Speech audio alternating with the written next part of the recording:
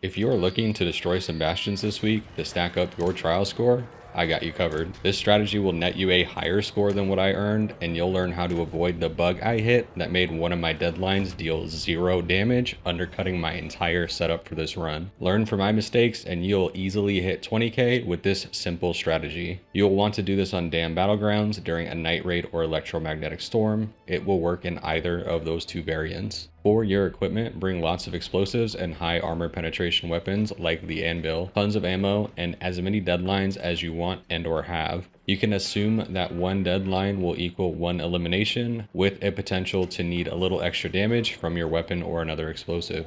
For my run, I planned to down 4 total bastions, and you'll want to set your expectations to that same amount. For this, you're going to want a full game, and a trick I've learned that's helpful for trials is queuing in to the game when there's only 1 to 2 minutes remaining for the map. This will essentially prevent players from joining in progress, so the players that launch in are all you'll have to deal with for this challenge. The drawback here is that you're not guaranteed to get a full game, so it's truly a gamble to do it this way. Once you spawn in, head for one of the 2 bastion spawn locations, the pipeline tower or the hydrodomes in the swamp. Whichever is closest to you is the one you're going to want to go for. Once you get to the bastion, make sure to do a quick search of the area and make sure there are no raiders lurking. Then use your primary to get Bastion's attention and pull him over to you.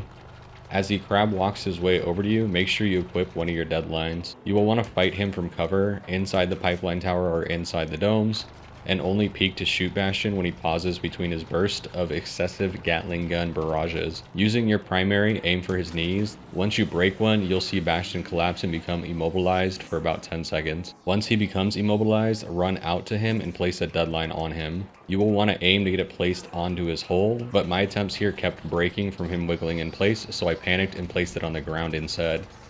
For whatever reason, this caused my deadline to do exactly 0 damage, which I'm fairly sure is just a bug that I hit and is just bad luck for me. To prevent that from happening to you though, place the deadline on him anywhere, but the best will be his hole. The deadline will do most of the work if it works correctly, if it doesn't totally knock him out. Whatever damage is left to do, you can use an explosive or a few shots from your heavy weapon. For my run, I had to exhaust all of the explosives I had planned for Bastions 3 and 4 because my deadline failed, and that's why I'm confident that you can get a much higher score than I did here. If you've just eliminated the pipeline tower bastion, I recommend using the zipline to go down and around instead of straight out and across. If a raider is waiting for you, it's going to be up near the bastion, and the down and around path isn't that much longer than the up and across, but it does provide you a bit more safety into getting to the hydrodomes. Once you make it to the hydrodomes, find the smallest dome nearest to Bastion. You don't want to fight him from one of the larger domes, as it makes it a lot easier for a raider to come up behind you while you're distracted. Being in the smaller domes means you can visually watch the only other entrance during Bastion's Gatling gun barrage. The steps here are the same as the first one. Pull him to you close, shoot his kneecaps until you immobilize him, then place a deadline onto him however you can. Get back into cover and let the deadline do the work for you. Finish him off if needed with another explosive or some shots from your primary. Plan to be attacked here by at least a couple of hornets that are always lurking in this area. The next steps are going to be a bit match dependent. You'll want to go back to where you took out the first Bastion, but his spawn is relative to at least a couple of factors. One being the time it's been since he was eliminated. Bastions don't respawn instantly. Their spawn is also relative to whether or not other raiders are wandering in the area where he went down.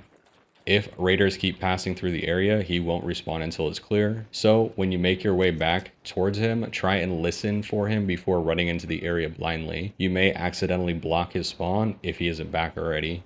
From here, you want to find another place of cover and use whatever explosives you have left from the first 2 bastions. This process only differs slightly. You no longer need to immobilize him, although it can help with a safe window to throw explosives at him. Otherwise, just throw them in between his Gatling gun barrages and work him down that way.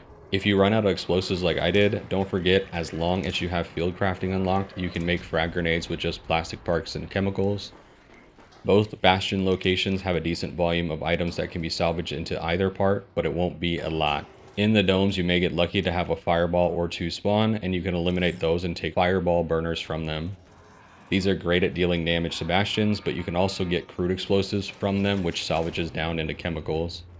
Other common items in the domes are oil, explosive compound, and coolant. all of which is salvaged down into chemicals.